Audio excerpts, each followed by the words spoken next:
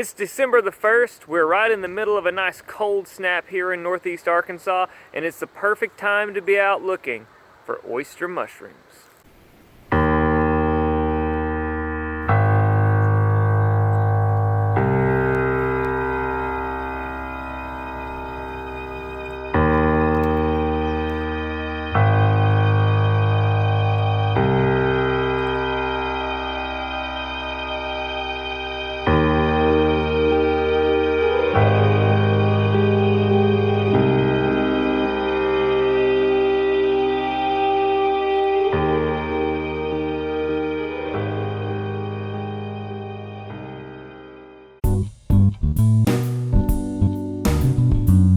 Last year I found some oyster mushrooms on a tree in our pasture, and I made a few videos where I tried to take those oyster mushrooms and produce my own spawn so I could raise them in my house.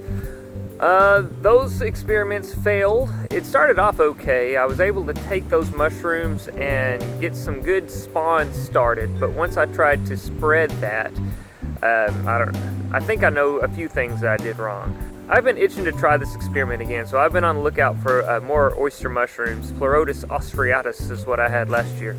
And I came out to my tree that I found them on about this time last year, and they're back.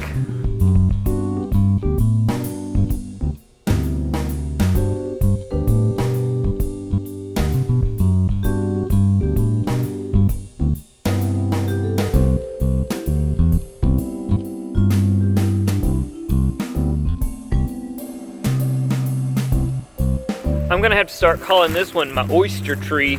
Man, there are a lot on it this year. Last year we had a good bundle here and then a few kind of right in this area.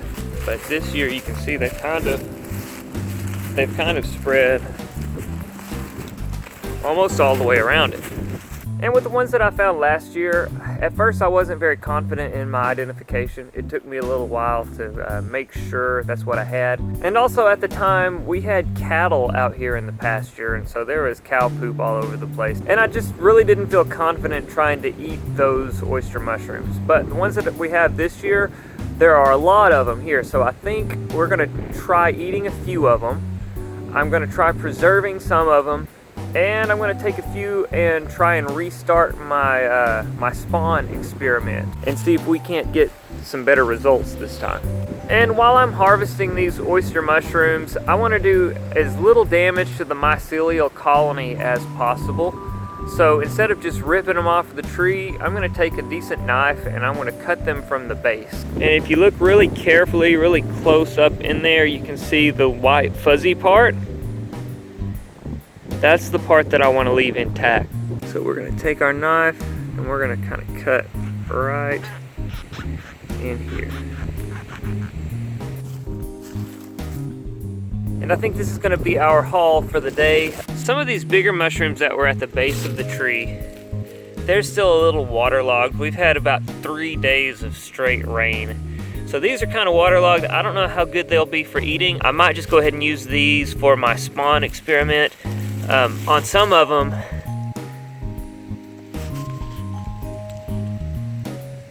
you can kind of see the mycelial growth down at the bottom, so I think that'll be good for what I'm trying to do. Last year when I tried to grow these mushrooms, I thought I was growing them from spores, but it turns out I was more than likely growing them from some of the mycelia that was on the bottom, the base of some of the mushrooms already. It just kind of spread. I'm not so sure that I was actually growing from spores. Here's what I've left on the tree. I left a lot of these down at the bottom. Again, they're pretty waterlogged, so who knows, we may come back to those later.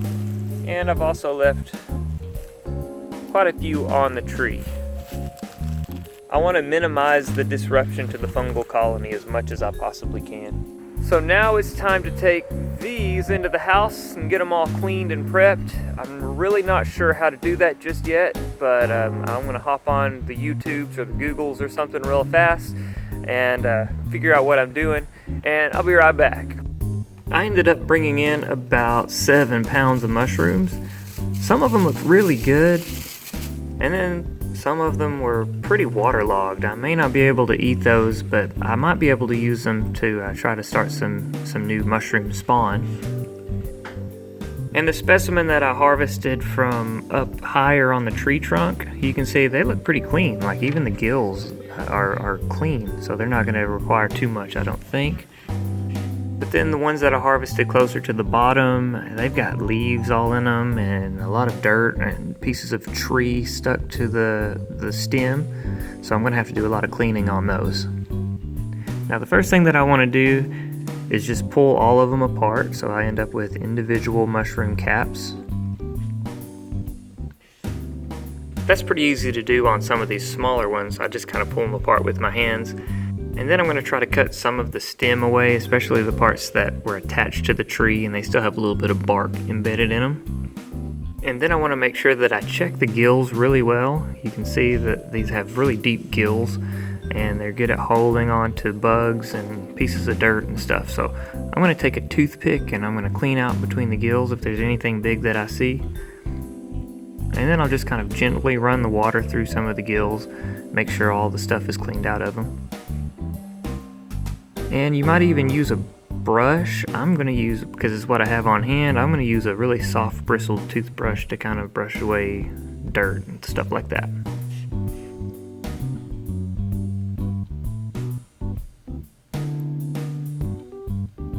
After I give it a good rinse, I'm going to use as little water as I possibly can, then I'm going to set it over on a paper towel to be drying while I clean up the rest of these.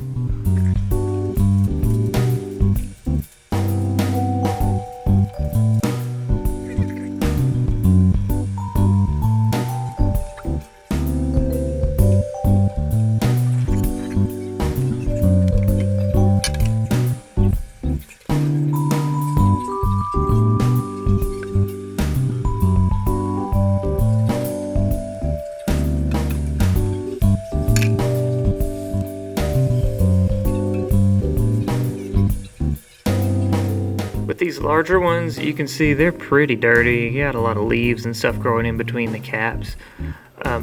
Each of the caps are connected to a central stem, and you can see where the central stem has a lot of dirt on it as well.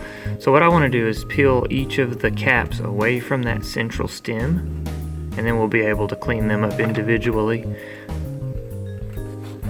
I'm going to cut the bulk of it away, and you can see they all kind of fall off. So I'm going to take this piece and set it off to the side, and I think I can probably use it in my mushroom spawn experiments.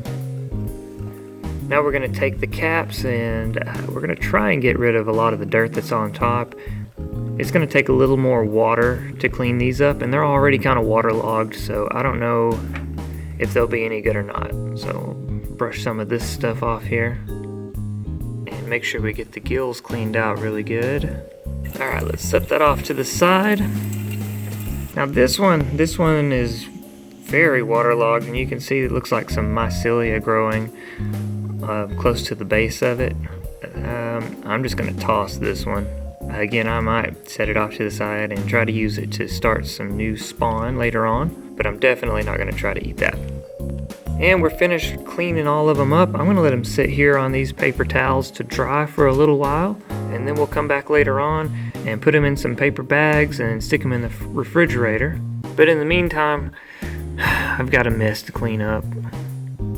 Some of this we're just going to throw into the compost, but other chunks that I see some mycelia growing on, I think I'm going to keep those and we'll use them later.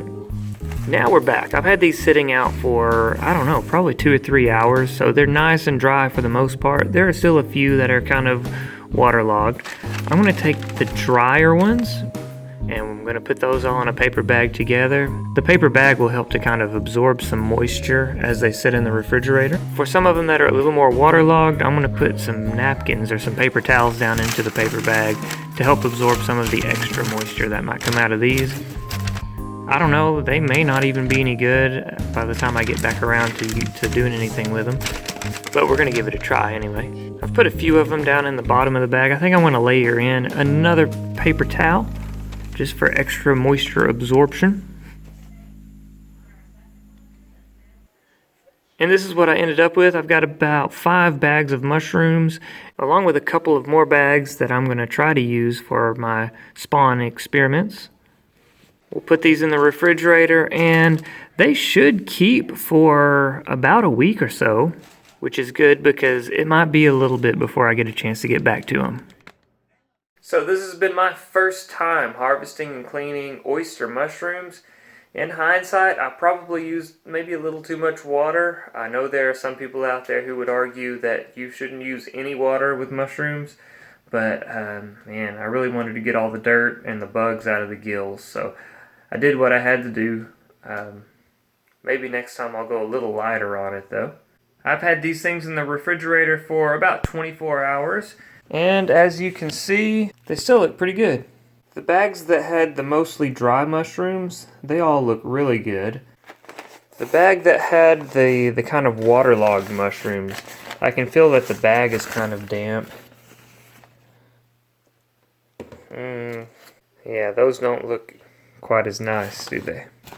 Yeah, the paper towels that I put in are pretty much soaked. So I think what I'm going to do with these, some of them that still look okay, I'm going to rebag them and put some fresh paper towels in with them. Hopefully that'll be enough to keep them fresh until I get a chance to do something else with them. Ones that look like this though, I may just throw those out.